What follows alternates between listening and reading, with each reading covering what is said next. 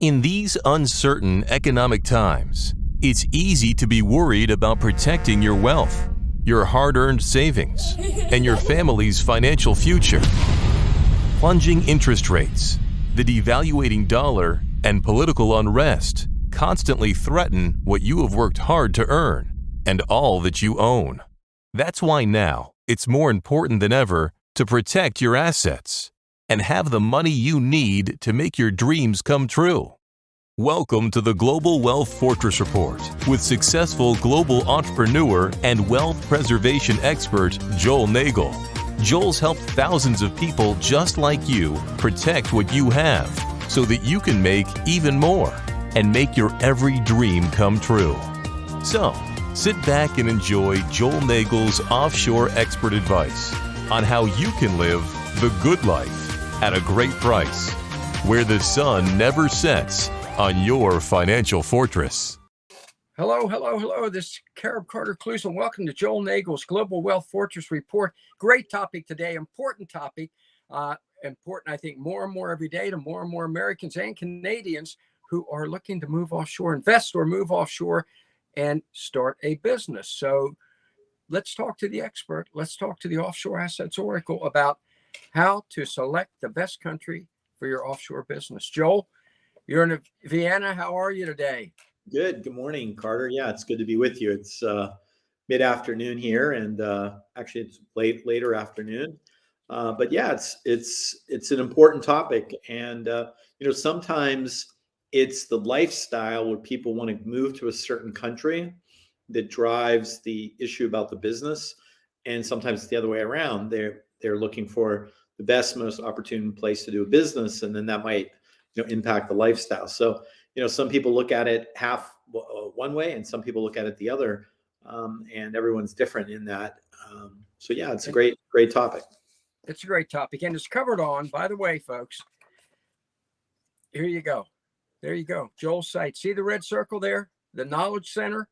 You go to nagellaw.com, go to the Knowledge Center, and what we're going to talk about today, you can review right there at the website. Joel, there were three or four key areas that I wanted to ask you about specifically. All right. It's a great article. The article at the Knowledge Center is a great article, how to select your best country for your offshore business. First of all, the first highlight you have there is where to incorporate your offshore business, how to make that choice in a way that folks, that works for you. And here's the line that jumped out at me, Joel, and that I need you to comment on. For maximum asset protection, it should be in a country different from where you're operating the business. For folks like me, pedestrians, laymen, that seems like the opposite of what I would think. What's the story there? Yeah, sure. Well, look, you have 90% of the people who might run any kind of business imaginable, from a ice cream shop to, a newspaper to, you name it, whatever that business is.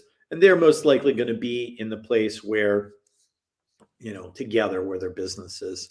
But on the other hand, people that are very, very concerned about asset protection, they're worried about being sued, and maybe they're in high risk industries where, I get a lot of people, for example, who are investment advisors, and, they're obviously working hard, doing their best, but, they recognize the fact that if something goes wrong, somebody loses money, they're probably going to get sued. So if you're in an industry where you're worried about being sued, then that concept really comes into play, which is, we create the corporate entity in a jurisdiction where it's very difficult to sue people. Maybe the business itself is further insulated by either another company or a trust that owns the company. And that way it's contracting through that jurisdiction.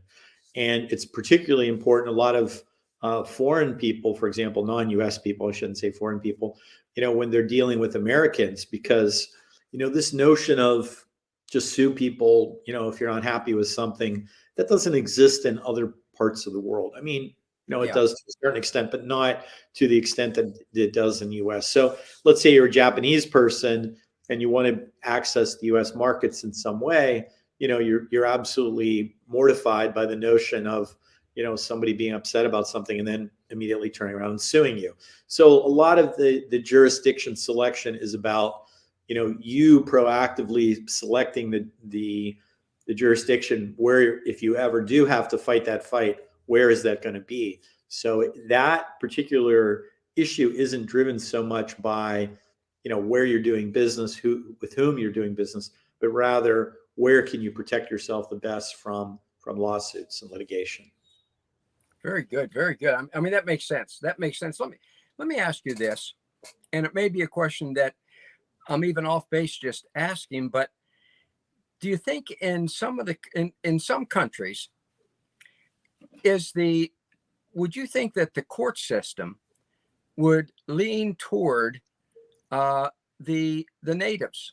Do you see what I'm saying? Like, let's say I'm in Honduras, and I do something, and my business I may incorporate it there instead of taking your advice and incorporating someplace else. I can run the business in Honduras. Do you think the court system, if somebody, a Honduran, sues, is going to kind of, lean a little toward, their fellow Honduran? Is that possible? Yeah, I think that's, that happens all around the world. I mean, probably also happens the other way around the world in the US as well. But, particularly in Latin America, you hear that frequently. People are worried about, hey, I'm the gringo.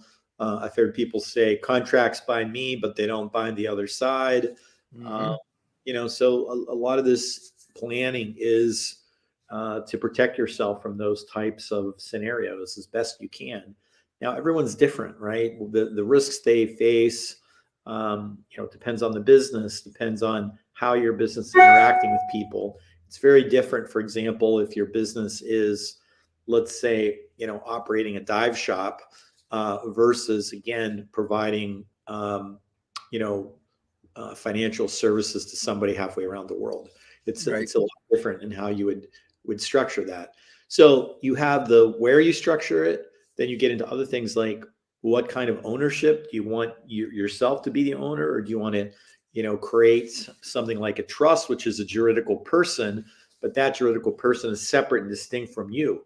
So, if somebody's suing you for something that they claim you've done, then they're not going to be able to go after the trust. So that's where trusts and companies frequently fit together. And I think that there's a lot of reason to do that kind of structure for the right person. Again, you're not going to jump through all those hoops and hurdles to open up an ice cream stand. You might just make sure you have, good insurance or something like that. So, right. I want to be clear that, because, we don't want to over engineer anybody. We don't want to put them in a situation where they feel like it's so onerous for them that they can't even function. So a comment like that you quoted is really designed more for people that know they're in high risk industries where litigation is commonplace.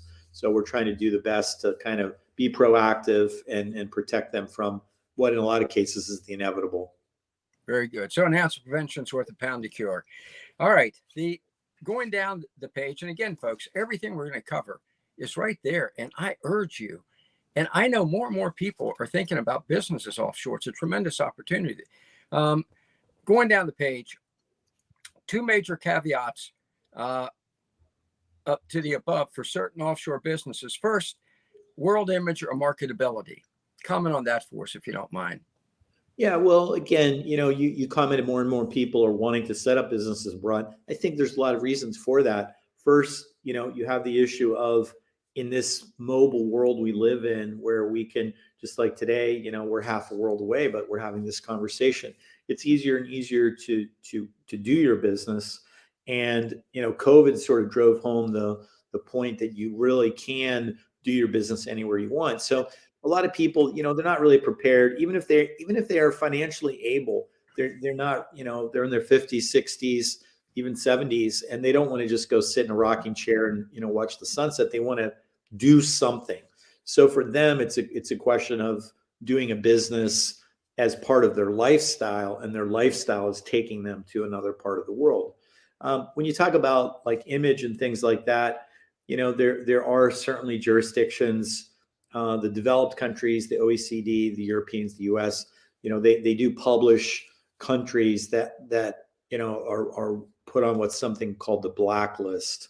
It's like the television show, but Right. the blacklist is countries that are deemed to be cooperative when it comes to tax issues, money laundering, terrorism, things like that. So you might say, well, geez, that's I can set up and I certainly don't want to disparage any jurisdiction on this program, but and Right. by the way, the blacklist changes all the time. So Yeah. Yeah. what's on a some U.S.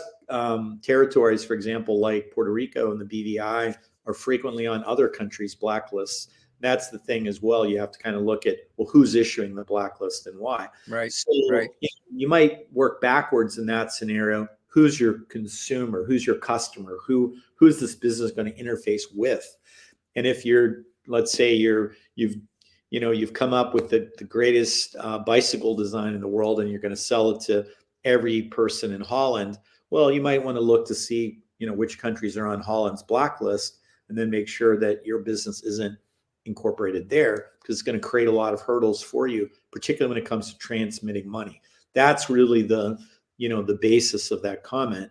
If you're moving money to another part of the world where that jurisdiction is not considered to be on the blacklist, then on their blacklist, then you won't have any trouble. So a lot of times there's no one size fits all. And I think that's actually one of the challenges or problems in the offshore industry, is you have a lot of people out there set up in certain jurisdictions, and they're selling that jurisdiction. So for every problem that you bring to them, their solution is a company in their jurisdiction. And that may or may not be the case. I mean, like I said, you have to kind of take a more holistic approach. Who's your customer? What's your product or service? Where does it come from? Does it come from your brain? Is it something you're creating, or is it something that involves other people? Where are they located? What are the employment laws look like? And then you go one step further, which is frequently, if you set up a business in a country, you can use that business to sponsor yourself for residency and visa, even permanent residence and a citizenship. So again, if you're really focused on, hey, I want to live in a particular country, then the corporate structure is a great solution to help people achieve that goal, particularly if it really doesn't matter where they're set up. And in exactly addressing what you're saying here, okay, all these caveats that you just issued, I want to make it a point to people. You mentioned, folks, we're not just talking about a dive shop. I mean, this information is important if you're just opening a dive shop, a surfing shop or whatever, but also it could be a dive shop, but yeah, it could also be anything. I mean, over the 33 years of doing this, I've really helped people in every kind of imaginable walk of life. I mean, yeah, and the opportunities are unlimited. Just this morning, Joel, for some reason, my wife was showing me Zip Buffalo's business empire in Honduras. I mean, you're talking about a gentleman there who has 10,000 employees in an industrial complex in El Calan. So what you're saying goes from the tiny dive shop up to, folks, you have major business opportunities now in these Central American countries. Am I right? Yeah, absolutely. And one thing I like about Central America specifically, and my good friend Mike Cobb, who's on your program all the time, likes to say Central America is kind of like a time machine, because you're going back in time to an era where certain things don't exist or aren't in demand, but we know they're in demand in, let's say, US and Canada. So as more and more North Americans go into Latin America, those things will exist one way or the other. The earliest things I can think of were like franchises. I mean, 20 years ago, if you're walking around in Nicaragua, there was no such thing as McDonald's and Pizza Hut and Kentucky Fried Chicken. Well, guess what? People knew that everywhere was popular, and now it is everywhere. One other example, maybe 7 or 8 years ago, a client of mine said, I'd like some little business. He had retired on Ambergris Key in Belize. He said, I'd like some little business. I don't really want to work too hard. Do you have any ideas? I said, well, yeah, actually I do. I said, there's really no self-storage buildings here. People buy a condo and they want to rent it, and maybe they have a little, owner's closet they can put a few things in. But what if they have, a surfboard? What if they have a sailboat? What if they have, a lot of furniture? What if they have more personal things that they don't want to be laying around in a unit that they want to rent? And he took me up on that suggestion and took a warehouse, and they converted it into a self-storage. And I saw him, 6, 8 months later, and I he feigned being very angry and upset at me. And I said, well, why are you so upset? He said, well, part of my request was that I wanted a business that I didn't have to work too hard in, and now I'm working night and day. We're working on our third self-storage building. So it just shows you that, if you're looking for opportunities, I think they really, really do exist across the board. And it's not hard to go to a country that you like and then look around and say, well, what's here, what's not here? And the things that aren't here, as more and more baby boomers move into the region, which 10,000 baby boomers retire every single day in the United States. Yep. They want the same creature comforts they have at home. So if you can, offer a good product and service, there is tremendous, tremendous opportunity. I mean, millionaires are being minted every day in Latin America for that reason. It's fantastic advice. I think that you and I have talked about the Zogby poll showing that 24 million Americans now say they are looking to move or invest offshore. I just saw this article here. You think these folks are going to be looking offshore soon in Canada? Half of the country now, the people are insolvent. Yeah, so business opportunities south of the border. Check out Joel, set up the business, and don't worry about being insolvent. Okay, let's move to the U.S. tax laws. You say U.S. tax laws might affect your country of incorporation. Really key, because as you have told us before, only the IRS follows you wherever you go and pulls the money out of your pocket. So what's the story there? Yeah, well, that's a great question.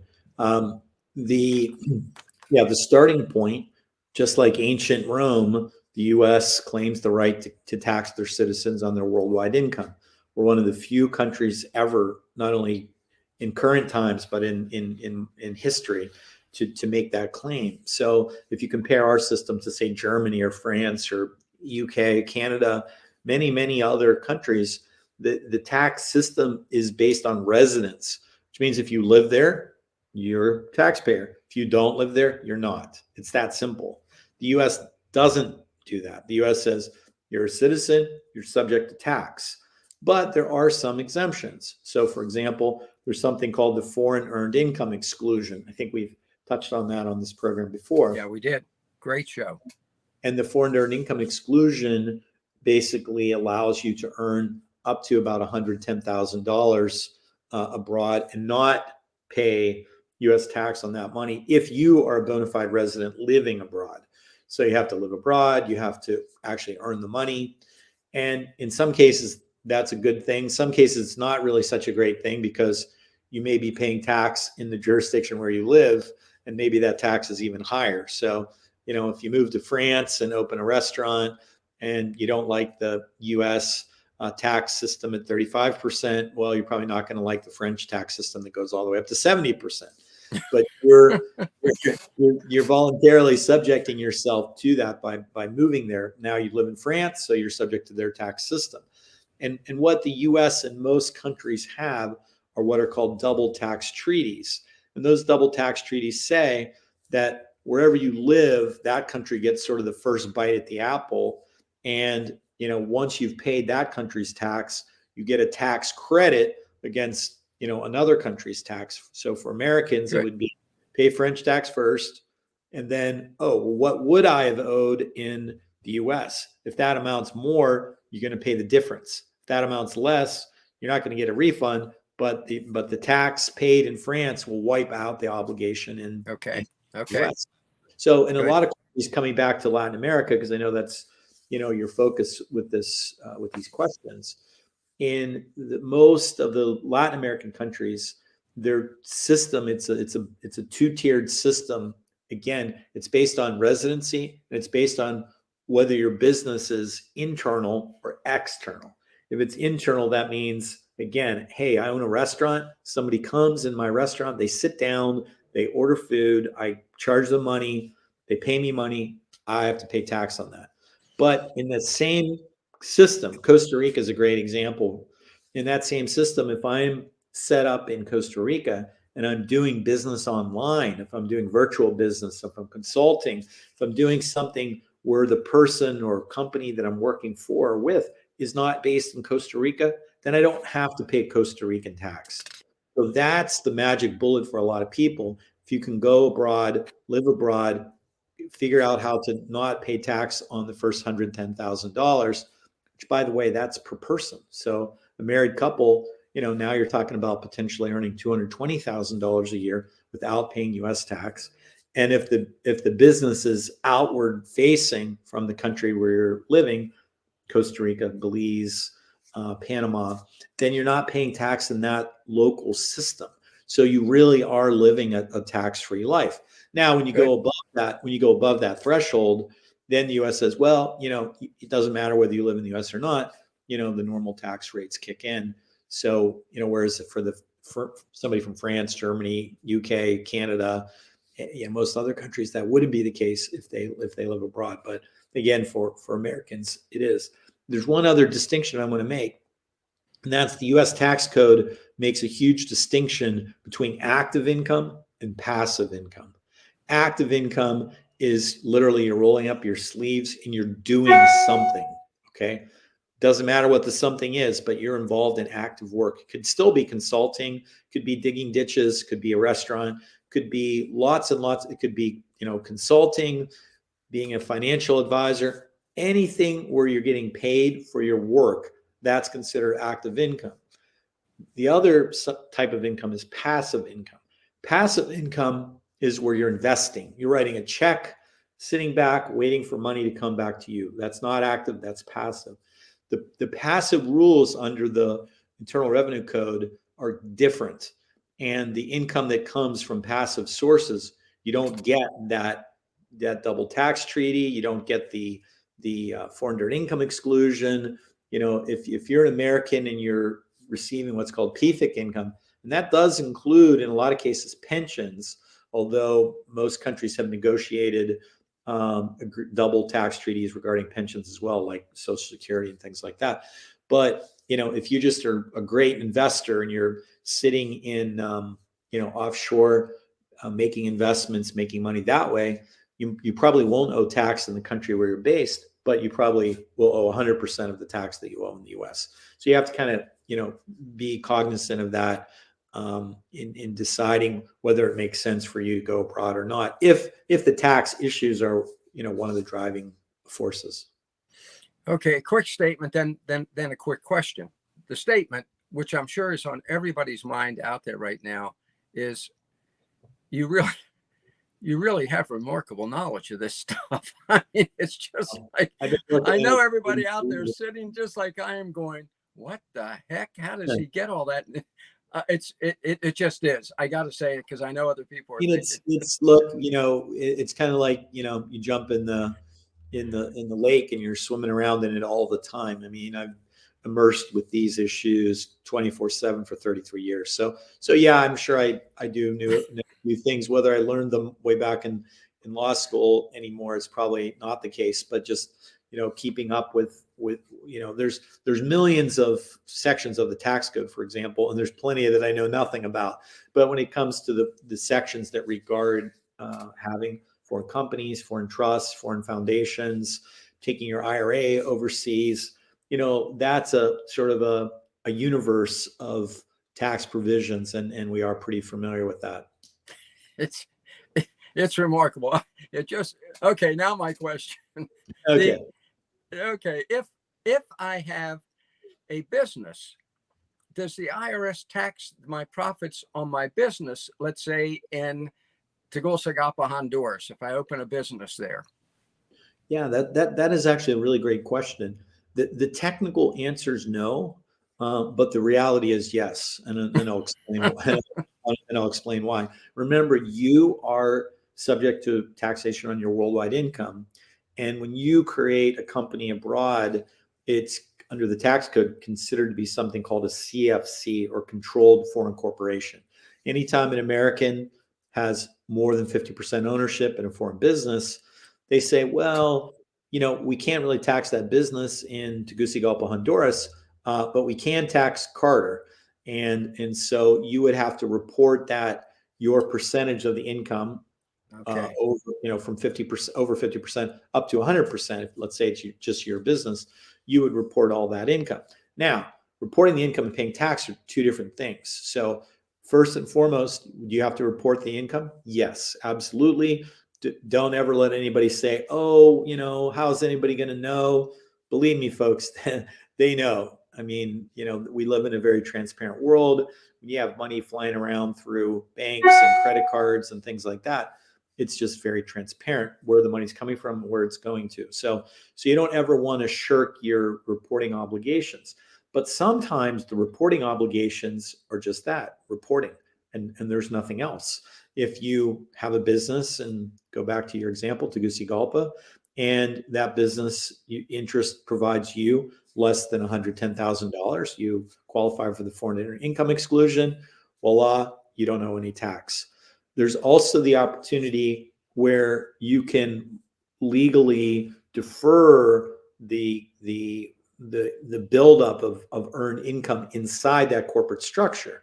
Now, again, that's different in every country because every country has a different tax code and tax system. But let's use the example I used a few minutes ago, like in Costa Rica, where you're not actually subject to Costa Rican tax because the business is outward facing. So I've got this Costa Rican company, and let's say that instead of making, and I own it all, keep the example really simple, I own it all, and it's all earned income. And instead of making 110,000, I made 500,000. Well, what would be? I mean, first of all, that's a great problem to have. Yeah, you got that right. Would there be legal ways to defer the taxation? And the answer is yes. You could pay yourself you would report all of it. You would pay yourself $110,000. You would claim the foreign income exclusion, which would wipe out the tax on that $110,000. And the other $390,000 would stay in the company as operating income. I mean, as operating capital that you'd use, going into the next year to expand your business, or to, acquire another business, buy land, whatever it is that your company is doing. As long as it's keeping the revenues at that corporate level, you're not necessarily going to be subject to tax. So just keep that in mind, that the reporting is one thing. You always have to report. The paying tax, normally, you have to pay tax on your worldwide income, but excuse me, there are going to be opportunities under the tax code, like the foreign earned income exclusion, where you don't have to pay tax, or you can defer when you pay tax by keeping it at that corporate level. That's not something that people have when the income they generate is passive income. That's called PFIC income, passive foreign investment company. You can't defer the tax, but in an active business, you can. So it's really important to know what it is you're doing, what type of income it is. Does it qualify for the foreign earned income exclusion? Can you allow it to stay in the company and grow? And once you work your way through that maze, can really help you to make it as efficient as possible. Particularly if you have a business, some years it does better than others. You may say, well, geez, this year I made a little extra. I'm going to keep it in the business. Next year I don't do so well, but guess what? I can pay myself $110,000 Right. free. So next year take a little bit more, and by doing it that way, you can try to stay below the threshold. Sorry, I got this frog in my throat. Folks, you're hearing a lot of important numbers here. Here's the most important number of all. Okay. All right. That phone number is the number. If you want to open a business offshore, I would advise you to write that number down and dial it. All right. Because this is great stuff. All right. Finally, we have it's like a lightning rod here. We have our non-tax reasons in the article. We got 4 of them: time zone, regulation, labor, and personal preference. give us kind of a lightning rod on those four, if you don't mind, Joel. Yeah, personal preference, that just goes to like, where do you want to live? Where do you want to spend time? You know, I tell clients all the time, their head issues like taxes, regulatory, we'll talk about in a second, that can drive the answer to where you want to be located. But there's also heart issues. So you have head issues, you have heart issues. You know, I don't want to oversimplify it. Frequently when I'm talking to married couples, the husband's asking me, boom, boom, boom, where am I going to save the most taxes? And the wife's saying, but I need a good grocery store, and I need, I want there to be a symphony, and I want there to be, organizations to be involved with. And those are all important issues. I'm not discounting them at all. In fact, sometimes they're the most important issue, right. But they don't always work hand in glove. Sometimes they're quite at odds. When if I asked my wife where she'd like to live, she'd tell me Paris, right? That would be the first word out of her mouth. That would be the last place I would ever go from a tax perspective. So, but that's important, and it's important for when you have married couples to sit down and kind of work through that. The regulatory issues, we have certain rules, whether it's the EPA. I mean, certain rules follow you, like tax rules, certain rules don't.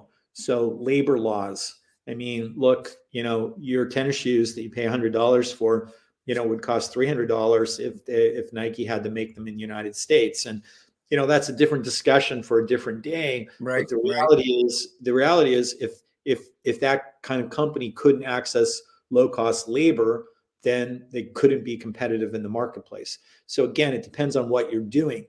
And throughout Central America in particular, you have a lot of what are called maquiladoras. And these are tax-free zones that are set up for various types of manufacturing. More and more, they're including service income like call centers and things like that. It's designed to attract foreign investment into their country.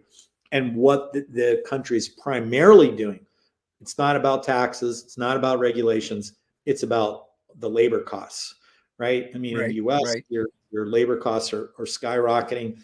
And in Nicaragua, for example, I know we like to use Nicaragua as an example frequently. The minimum wage is about $200 a month. So again, that's something we could talk about and debate, but that's the reality. So if you have a business and you need to go hire 50 or 100 workers, well, you start doing the math and you're like, oh, wow, it makes a huge difference. So we talked about regulatory, we talked about preference. Time zone. I mean, I think Latin America scores really well for that frequently. And I do get this complaint sometimes from people who come to me. They'll say, I have this trustee and they're based in Liechtenstein and the client's in California. And they say they're very nice people, but they're 9 hours ahead of me and I can never reach them because by the time I get up and go to work, they've already gone home for the day. So you have to consider that. Right. And Latin America does really well. I mean, you can go all the way down to the tip of Brazil or Chile or all the way up through Central America. You're never more than one, maximum two time zones off of just about anywhere in the US. So that makes it very convenient. Did I get them all? Or is there one more? You got them. You got all four. And very comprehensive, very terrific. Joel, this has been I got to tell you, this has been a one-man tour de force. It's been fantastic. We have, the last couple of programs we've been talking about my conference in November, and we always have a workshop. Our conference is primarily geared for people who own businesses and are looking at ways to, benefit from taking their business or part of their business offshore. But we always have a workshop for startups because, even people who have been successful in their life in other areas, when they decide they want to retire, like I said, most of them don't want to sit around on a rocking chair watching the sunset. They go down there, they walk them down the beach 3 times, and then they say, what am I going to do? And so they're back to, frequently starting new businesses, in a lot of cases, completely different businesses than whatever they were doing in the past. Thank you very, very much, Joel. This has been excellent, folks. Do follow up on this. Go to the website, to the Knowledge Center, check this stuff out. I think it is increasingly important to consider an offshore business. And this gentleman here clearly is the expert on it. Joel, thank you. Fantastic. Thank you, Carter. Thank you. Fantastic. Wow. Wow. You know, I remember once the guy who wrote Jeeves referred to Jeeves as a procession of one. Okay. That was what that was like. And I know you agree with me. It was terrific. Think about an offshore business. I think it's a good idea when it's increasingly difficult in the US or, as we saw in Canada. So as I tell you every week, let's do this thing.